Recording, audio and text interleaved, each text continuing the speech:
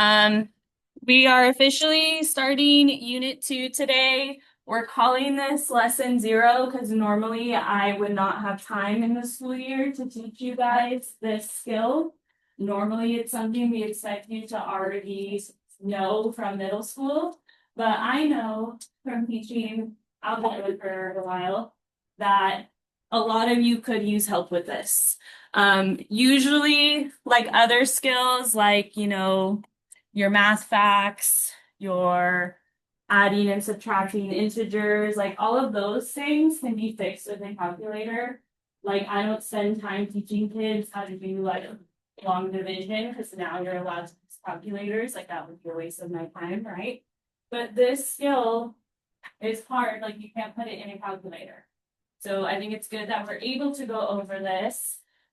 This that we are taking notes on is your notes, so you can use it with your practice later because your practice will be on paper too. I'll have to pass that one out when the time comes. So how much time you get on your practice today will depend on how well you do during this lesson. Okay, so we're going to practice translating expressions into, or sorry, translating statements into mathematical expressions. And that would be recognizing signal words or phrases that tell you to group things together, to add or subtract, to multiply or divide, and to know your order of operations. I mean, we're not doing order of operations today, but we'll touch on it because in order to write it correctly, you kind of need to know at least a little bit about it.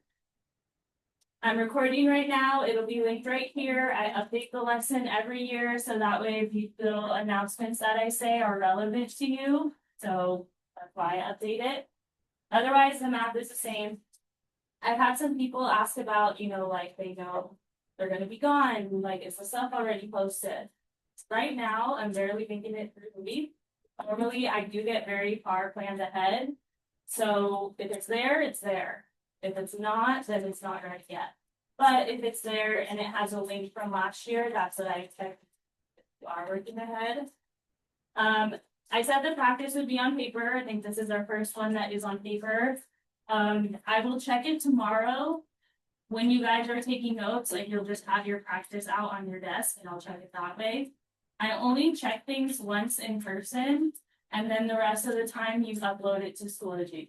So for every paper assignment, there's something that looks like this where you can take pictures of your assignment and upload it. Very rarely do I accept things in the bin.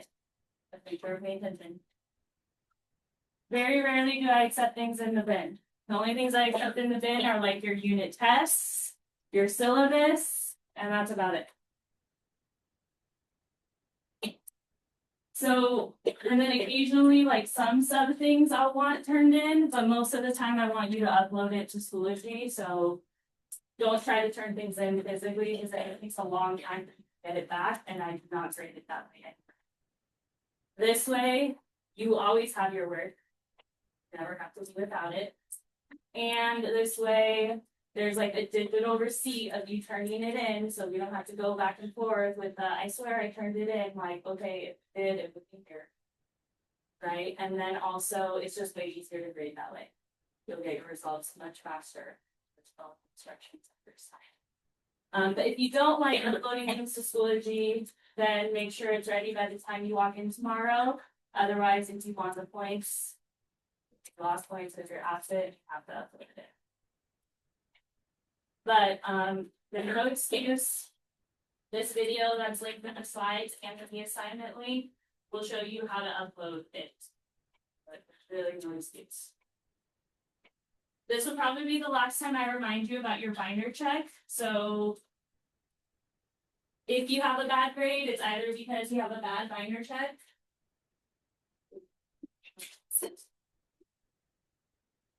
If you have a bad grade, it's because you had either a bad binder check or a bad unit test score.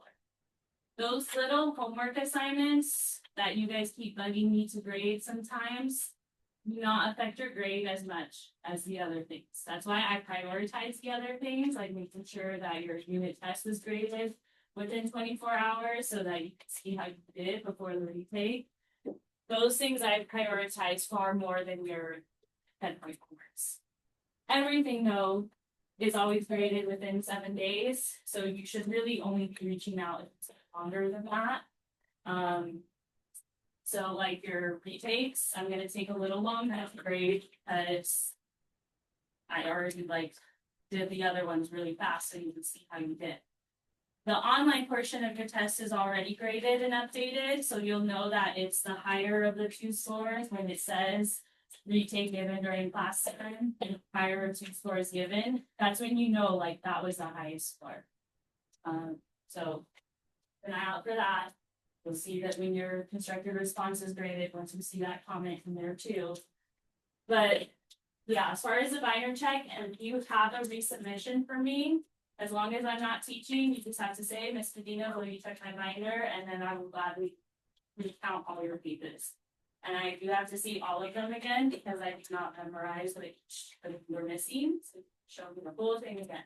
But you could redo your binder in like an hour. There's no reason that should be less than 100%. So there's that.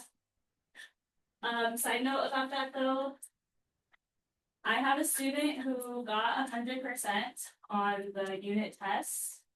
Mind you, not the constructed response, but they got 100% on the online portion, and they have a D overall because they have a 0 for their binder. Like, I can't stress to you how important note taking is. Take notes.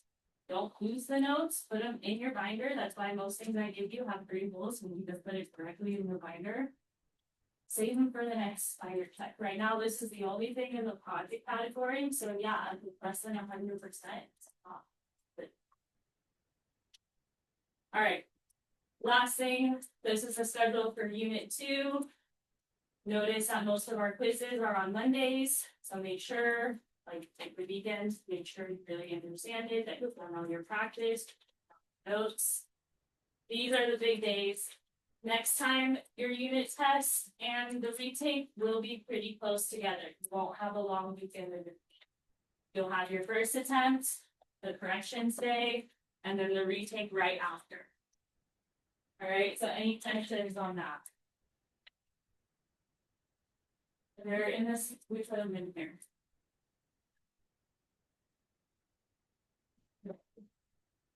All right, but any questions on like the general stuff? Getting a better feel of how things work in here. Every teacher's different. Me, I usually put the responsibility on you because of that age now. All right, so for your warm-up, I want you to think of any keywords or phrases that tell you to add, that tell you to subtract, that tell you to multiply, that tell you to divide. If you are stuck, I would encourage you to look at the examples for some keywords and phrases, like categorize and that way.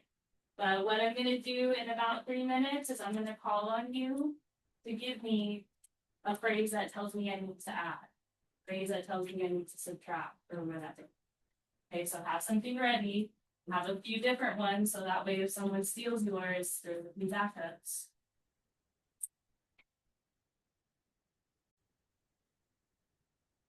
What are some keywords or phrases that tell me I need to add?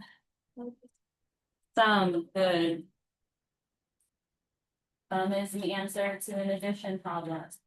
Table 2, what are some other words or phrases that tell me I need to add? So, total, table 3, others that tell me to add.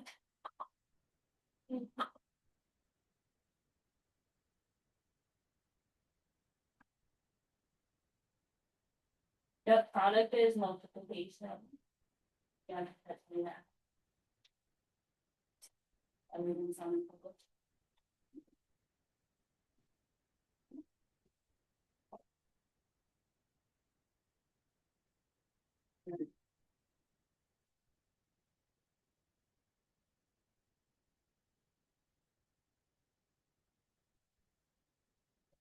Subtraction. Okay.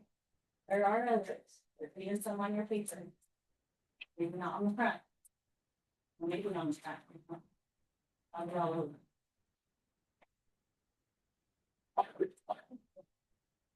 Difference is not addition, it is, okay, I'll take it. They didn't give me an add one, but they gave me a subtraction and a multiplication. Table 4, can you give me some for additions? Increase by.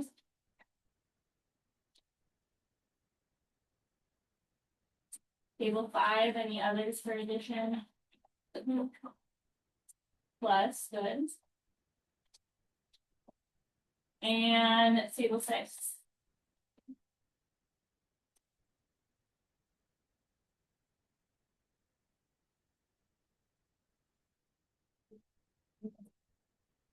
Okay, yes, add, tells us to add. Any other ones?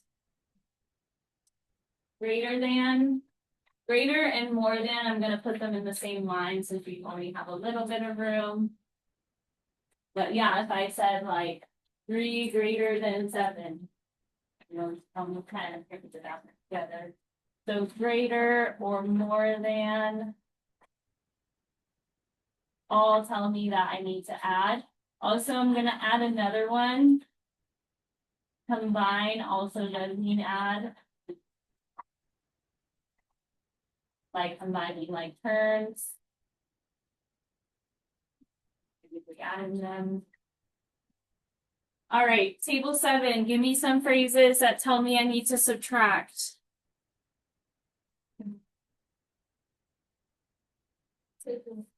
Take away, good. Is it about this? Journey, can you tell me some that tell me that I need to subtract?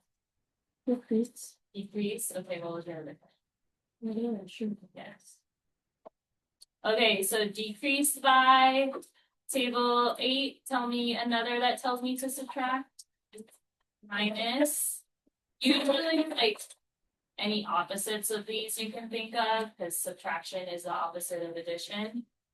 Class, any others you can think of? Less than. I'm gonna write it small because I also want to squeeze in this other one. Subtracted from. And the reason why I really want to make sure we have this one, even though like obviously subtracted from tells you to subtract. But these two in particular are what we would call switch phrases. So normally when you're translating statements to mathematical expressions, normally we just tell you to go in the order that you read it, which is true. But if you see these two phrases, you need to switch the order. So less than and subtracted from, switch the order or it'll be wrong. So we're gonna add it to this section too, the turnaround phrases. Less than and subtracted from. Do not want you to go in the order. Switch.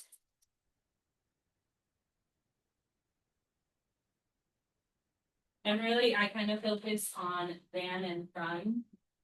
Because for more than, you could also switch the order. But does order matter in addition? It doesn't matter in addition.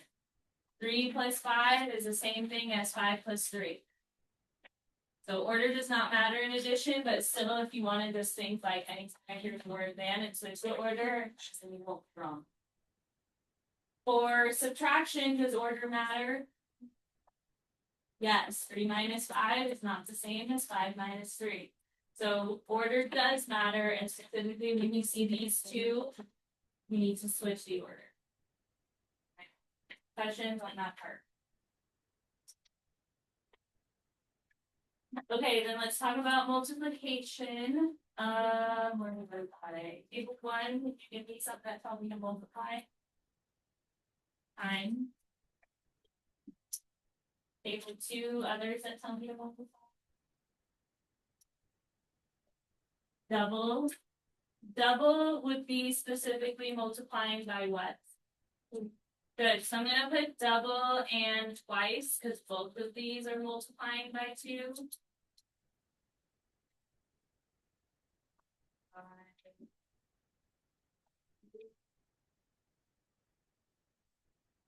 Right, but that's still multiplying, doubling or twice to something. Can anyone think of others for multiplication? All of you? Anyone?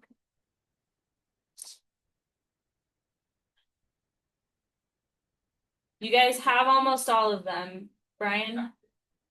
Use it in a sentence with.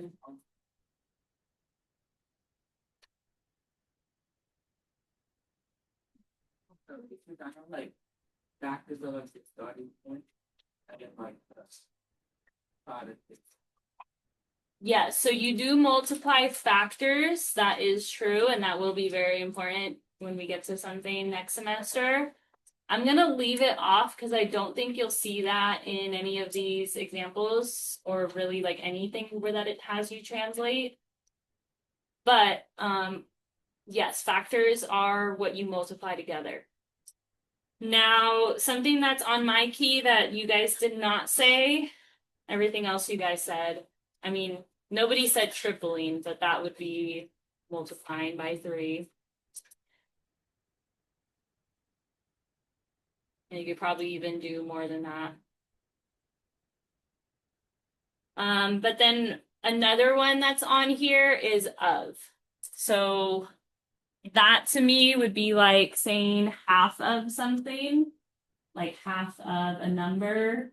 You could do 1/2 times that number or that variable, and that's still multiplication. You might think halving, which we'll add it over here, you might think of halving as division, which it kind of is. It's dividing by 2. But you can say things slightly different ways and it still be true. So like timesing by 1/2 is the same as dividing by 2. But you'll see in some units, we want you to put what we're multiplying by, not what we're dividing by, and things like that. But yeah, you could think of half for division problems. Table 3, do you have anything else for division? Quotient, good. Quotient is the answer to a division problem. Table 4, and the others for division?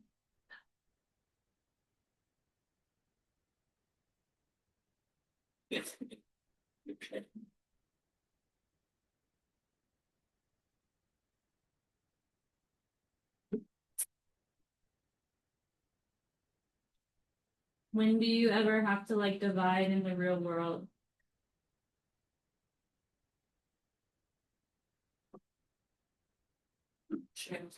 Okay, when you're sharing something, maybe you are splitting something, that would indicate that you need to divide, Alexi.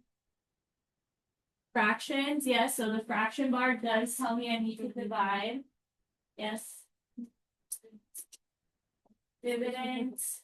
Dividend is like the first number in a division problem, right? I'm not really sure. So that's kind of goes with factors. I'm gonna leave that off the list. But yes, like numbers that are in a division problem can have different names. But let's focus on the answer to a division problem, which we have up here as quotient. So we have half, quotient, split, separate, like separating into equal parts, have to divide. And then of course, divided by also tells you to divide. Any questions on that? Okay, so that's all I expected you to have some from each section of. These ones down here, I mean, we filled out the turnaround phrases earlier. But these parentheses phrases or that tell you you need to group something together, that would be something like times the sum of, or saying something like times the difference of.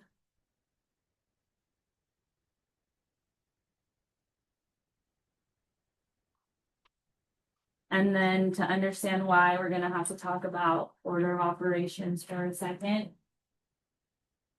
So I know you guys are familiar with order of operations because the other day when I showed you all those like random math problems, you guys, some of you, like the first thing that came to your mind was PEMDAS, even though we wouldn't really use PEMDAS in that. But I like this acronym better if you would like to squeeze it in somewhere over here.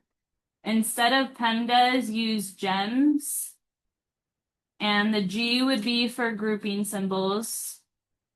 Because there's more than just parentheses that we would do first. Like there's brackets, there's absolute value bars. We would want to simplify what's ever inside those grouping symbols before we do everything else. A bit about this.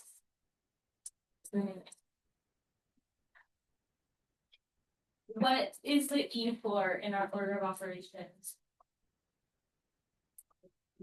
Exponents. Guys, do I need to revisit the syllabus and let you know when it's appropriate?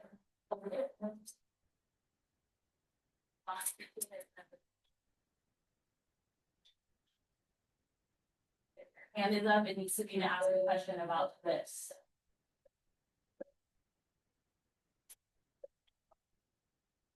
So E is for exponents. We're not doing a lot with exponents this semester, but hopefully you've had some experience with them before. We will get to an exponential function unit, but just know that that's second in order of operations.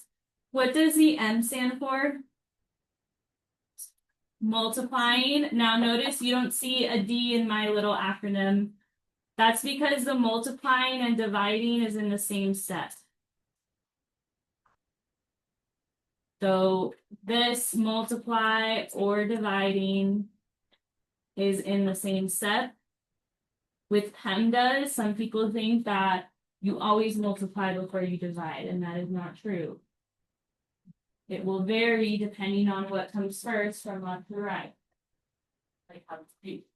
So sometimes we'll divide first, sometimes we'll multiply first. And what does the S stand for in this? Subtraction. And what else is in that set?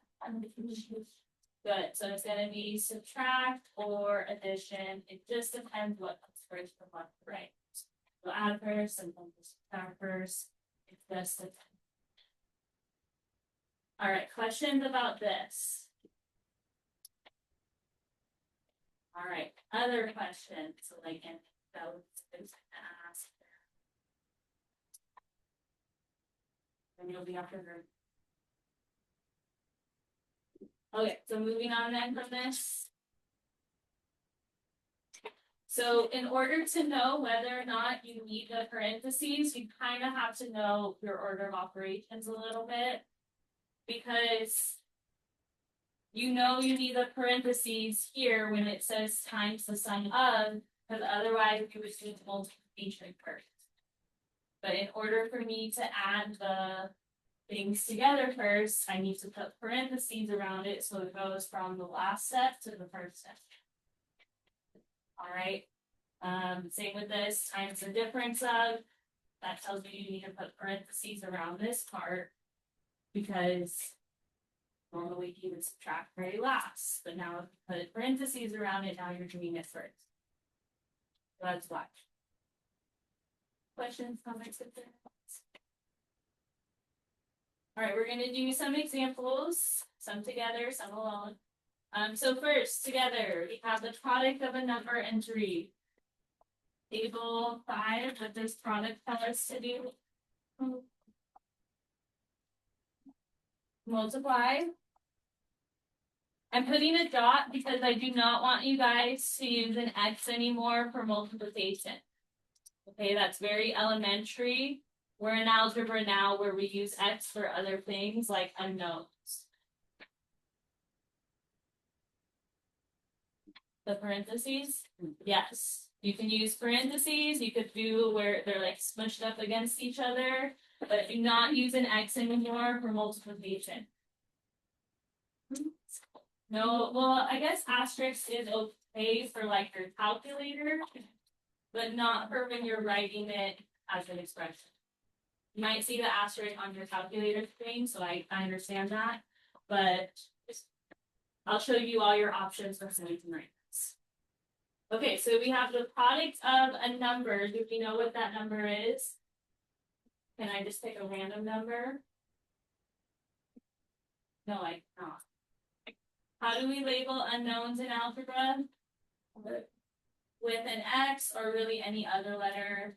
I like using N whenever it's a number, but it's up to you. With X, N, the other letter. So we're multiplying a number and 3. Unless it has one of those switch phrases, just do it in the order that you see it. So like you could do N times 3 like that.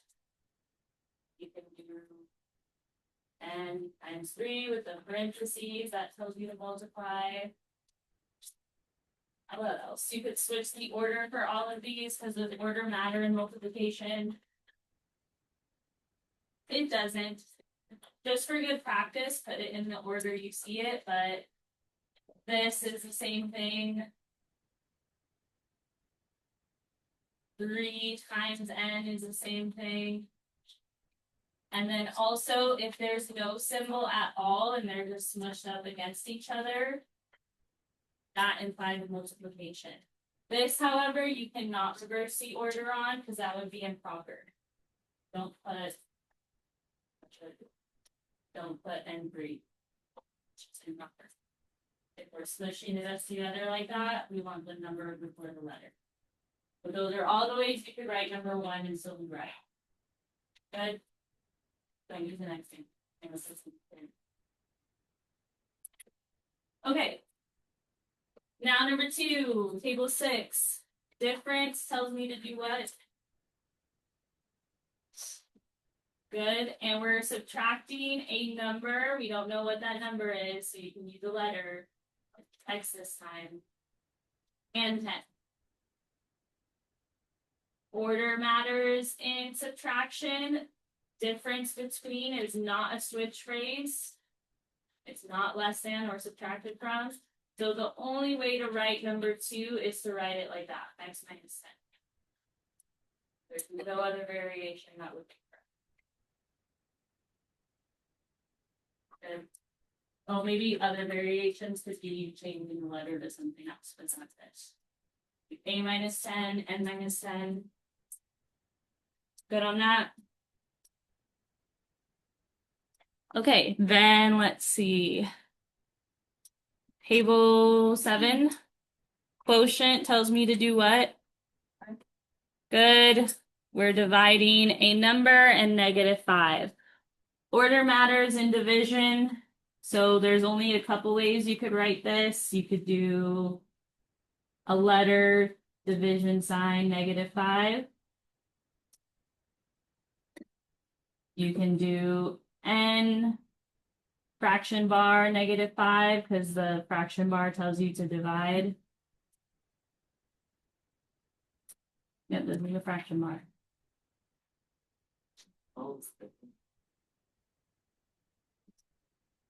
I think these are the only 2 ways. I can't think of other ways.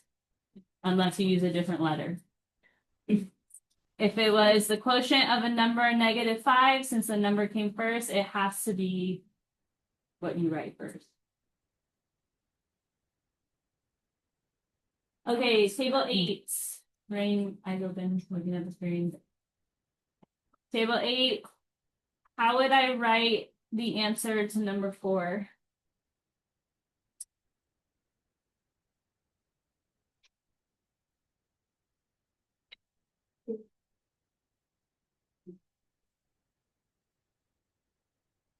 Four minus N, do you guys agree? Who disagrees?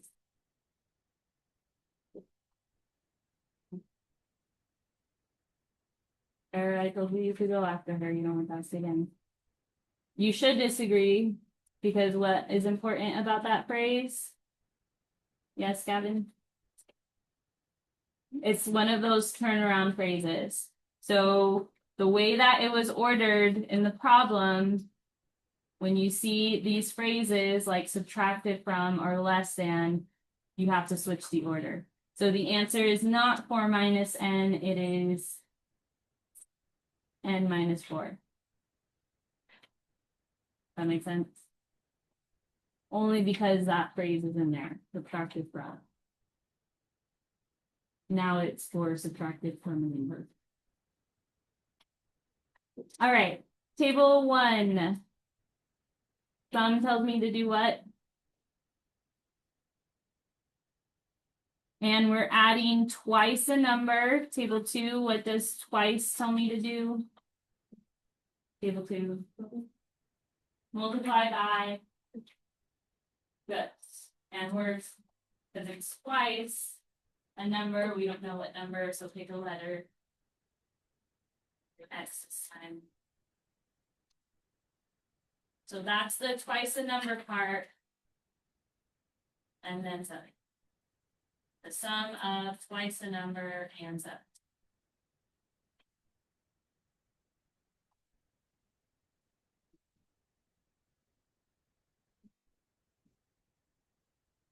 You could put parentheses around this part, but it doesn't change the order. Like you would still multiply the 2 by the x before adding the 7 anyway. And that's not technically either of these phrases, because that would need like something before it. Like if it said times the sum of twice the number and 7, then I would put this whole thing in parentheses and put 6. But it was not needing a parentheses for that one. It wasn't one of those that was all in here. All right, now number 6. The product of a number and 10 increased by 1. Table 3, what does product tell us to do? And we're multiplying a number and 10. Not know what number, so pick a variable. And times 10 if you want. You could write it any of the other ways that we wrote it up here if you want. But then we're not finished. It's the product of a number and 10 increased by what? Table 4, what does increase by? Tell me to do. You're at. Class, do I need parentheses for that one? If you were using parentheses, it would be around this part, but you don't need them because you would multiply before you add anyways. Plus, they also kind of gave you a hint when they put this comment here. The product of a number and 10. Oh yeah. Good on that side. Yeah, I'm gonna give you a couple to try. You're gonna try 7 and 8 for right now. I'm gonna leave these up as examples, but you're gonna try 7 and 8 on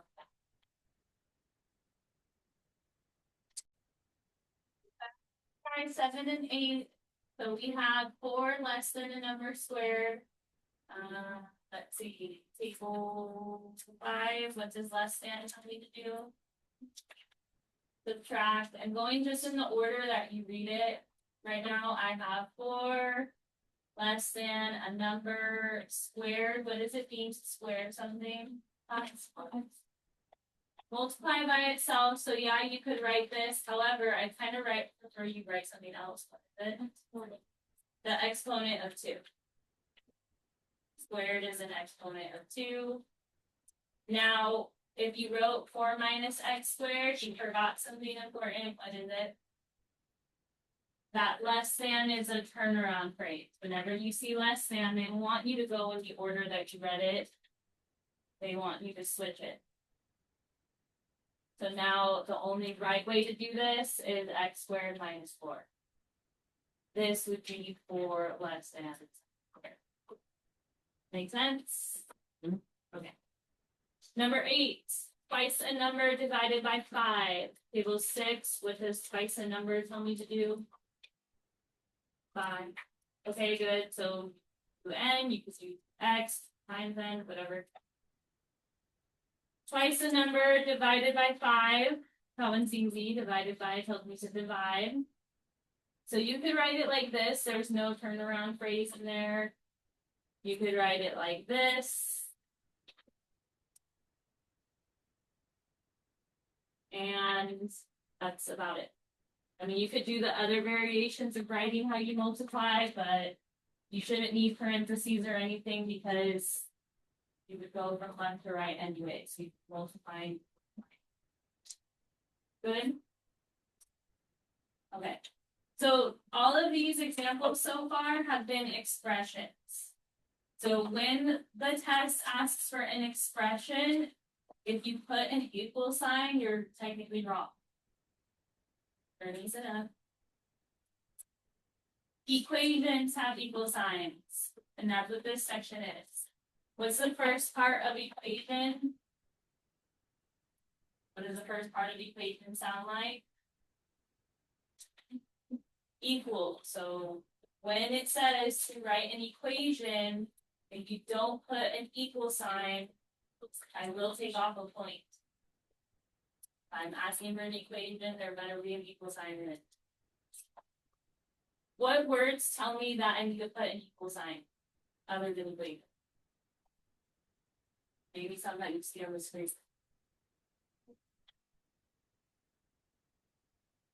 I don't think I did. Is. So like when it says the sum of twice a number and 10 is 36, where that is where I put the equal sign. And we're not solving today, we'll solve tomorrow. Today you just need to be able to translate. You need to be able to translate to equations. We don't need to do all of these. Most of them are the same anyway, they just use different forms of is. When we get to like real world problems and we talk about totals, simmer down. Yes, totals tell us to add things, but what it equals, like the total amount, is usually alone on one side of the equal sign. So if it says like we spent $25 on pens and pencils, we're adding up what we spent on the pens and pencils and then alone on one side of the equal sign. Right? So just think about that later on in this unit. We could look at 13 together because that one has the is in the middle. So saying 1/2 of a number, for me, I'd probably just put like 1/2 times n like that. But yes, half can also be divided by 2, so you could write it like that if you wanted to. But that's 1/2 of a number is equal signs 8 less than the number itself. Less than tells me to do what? Tells you to switch the order, and it also tells you to subtract. So I will have a subtraction sign here. I do need to switch the order so the 8 will not go first, it will go second. And then it says, then the number itself. What does that mean? Do I know what the number was? No, we labeled it with a letter. Whatever letter it was before, you need to put that letter here. If you use X, then you need to use X here too. But this is an equation that says 1/2 of a number is 8 less than the number itself. We're not solving today, we're just translating. Good? Okay. Last little part. Inequalities are something we will also cover this unit, but you won't be assessed on it in October. You'll be assessed on it, I don't even know, like November maybe later in October. But we can talk about it now since it is on your practice. If it tells you to make an inequality, that's not the same as an equation. Okay, so equations are saying it's this number exactly. Inequalities are saying it can be all these numbers. So that's why equality symbols.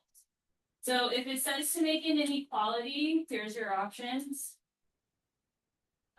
Less than or equal to, greater than, and greater than.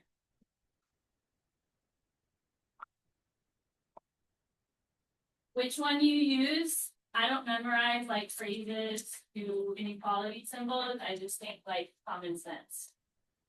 So like if we said a speed limit of 55, well, let's use X as whatever speed you can go, base for the inequality symbol. Just kind of ask yourself, if the speed limit is 55, can I go greater than 55? No. And remember, the opening should always face the bigger number. So if the speed limit's 55, I shouldn't be going more than that. So flip the sign. If the speed limit is 55, can I go less than 55? Can I go exactly 55? If I can go exactly that number, then I put the little line underneath. That equal to part is half an equal sign. So that means it can be that number exactly, and in this case, it can be anything below it too. And you'll practice that on your practice. I'm gonna pass that practice out right now. So the practice, and I'll go back to the screen because I know we're kind of like catching up. The practice looks like this, and it says evens or odds on the top. You know what that means?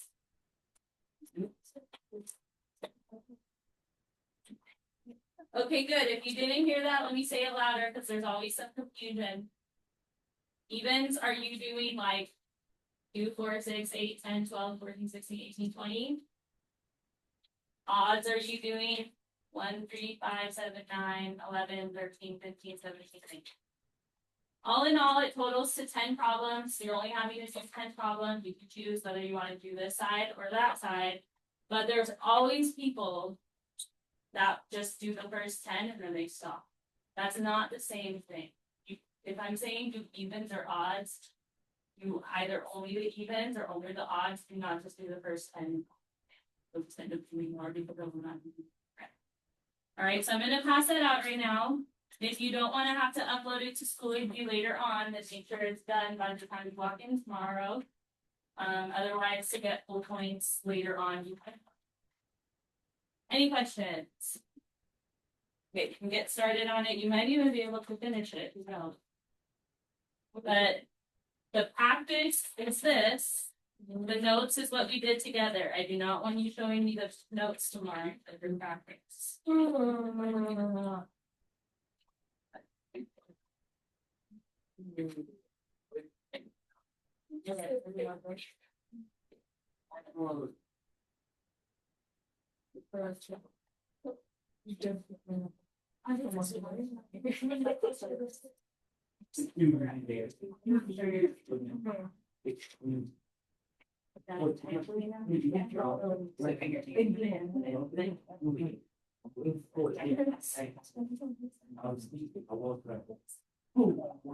Yeah.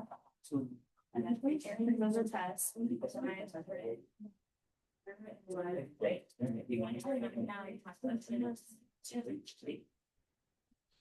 think one thing.